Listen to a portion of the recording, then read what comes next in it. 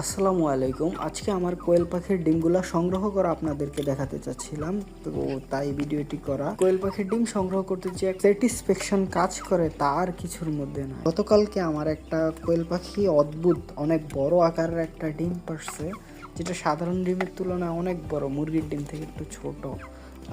এই এই সেই ডিমটা আপনারা দেখেন। আপনাদের কোয়েলকে যদি ভালো মানের খাবার খাওয়াইতে চান, লেয়ার 1 না খাবিয়ে আপনারা কোয়েল লেয়ার একটা ফিড আছে, আপনারা ওই ফিডটা খাওয়াইতে পারেন। এটার রেজাল্ট অনেক ভালো দেয়, প্লাস দামেও অনেক কম আছে। 1200-1300 টাকা দিয়ে 25 কেজির বস্তা পেয়ে যাবেন।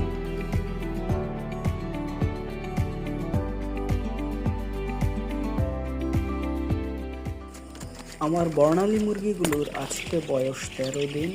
আলহামদুলিল্লাহ এখন সুস্থ আছে, কিন্তু কিছু মুরগির তারপরও টক্সিনের সমস্যা হয়ে গেছে।